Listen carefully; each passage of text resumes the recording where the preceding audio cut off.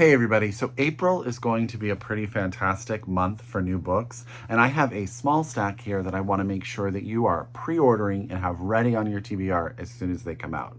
So, without further ado, let's get started.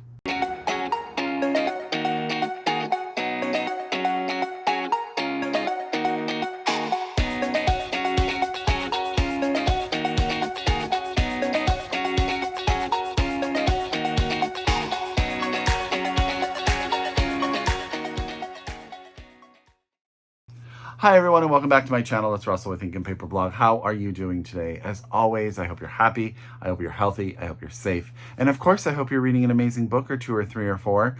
Reading is going well for me. I am plugging along, cannot complain. Work has been busy, but other than that, I'm ready for the rain to stop. We've had a couple of last minute showers here in Northern California, and I'm ready to get outside a little bit more, read in the sunshine maybe a bit. But yeah, I cannot complain. And what I really can't complain about are the amazing books that are being sent my way. So without further ado, get out your pen, get out your paper, get out your Goodreads, get out any way that you keep track of your TBR. If you are so able, get these books from your local independent bookstore, or if you're a library user, get your library to get you a copy as soon as possible.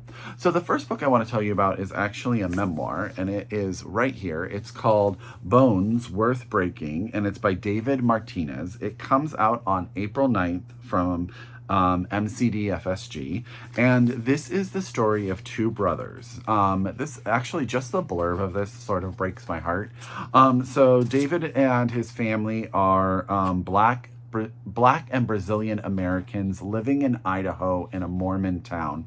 And and interestingly enough, historically, just before David was born was when the Mormon religion or church decided that the Black community could even be saved in their religion. So just as this fresh change around who they are brought up to be good boys, but David and his brother, Mike,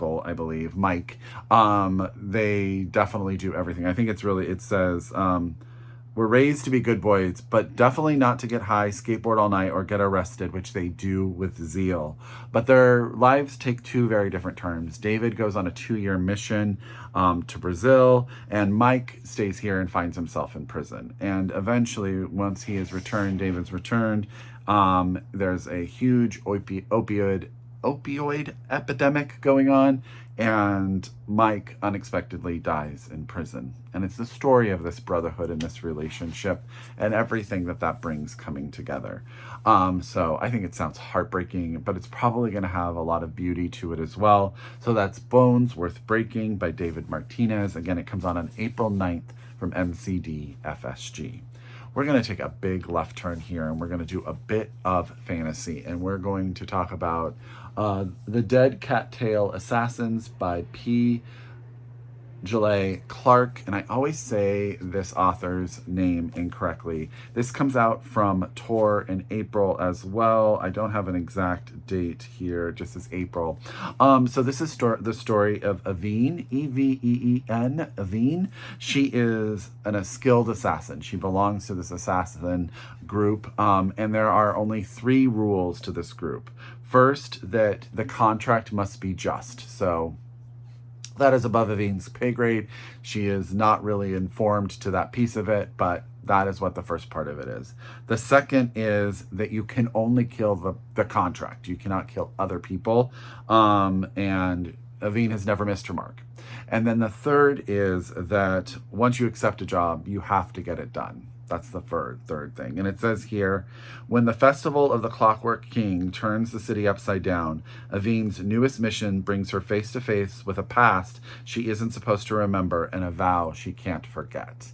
So supposedly, as an assassin, their memory is wiped, so they have no memory of who they were, and something is going on, and Eveen sort of comes face to face with her past as she is trying to fill this contract. So that is The Dead Cattail Assassins by Djeli Clark, out from Tor, and I think that sounds amazing. And then, gosh, this next book too, all these books sound amazing. And the last one in this list, to be honest with you, I'm actually halfway through and it is amazing. So the next book just arrived, but it is a book that I am so excited to read. And that's The Husbands. Let me see there. The Husbands by Holly Gramazio, and this is out from DoubleDay. It also comes out in April. Let me see if I can find an exact date here. April 2nd. So it is right there at the start of April. This book sounds wackadoodle, and that makes me so excited. So Lauren one day comes home to her flat in London, and as she opens the door, she is greeted at the door by her husband, Michael. But there's only one problem. Lauren isn't married. She does not know who Michael is. And even though everybody keeps telling her about this relationship and the time that they've been together, and she finds photos on her phone and all of that, she has no memory of this man. And then one day he goes up to the attic to change a light bulb, and down comes a new husband, and everything changes once again. And I love this idea. So realizing that her attic is creating an infinite supply of husbands, Lauren confronts the question: if swapping lives is as easy as changing a light bulb, how do we know you've taken the right path? When do you stop trying to do better and start actually living? I can't with this conceit. I think it sounds fan-freaking-tastic, and I can't wait to jump in. So thank you, DoubleDay, for sending that one to me. I am really excited about it. Okay, so last but not least in this video, I want to tell you about Habitations by Sheila Sundar. This is out from Simon & Schuster and comes out April 2nd. April 2nd is going to be a very exciting day for books, people. This is the book that I'm actually currently reading right now, one of a couple. And I am really, I don't know what it was about this book. I started it really not knowing a ton about it other than the blurb, and I couldn't put it down once I started. This is a debut novel too, I do believe. Yes, a debut novel. So this is the story of Viga. Viga is an Indian woman who has been clearly dealing with the loss of her sister. Her sister died when she was younger. Her sister was an older sister, clearly had some sort of illness. They had come to the United States to, I think, Columbus, Ohio, to get treatment for her sister, and it didn't work. Her sister wound up passing away, and the family has never really gotten over that.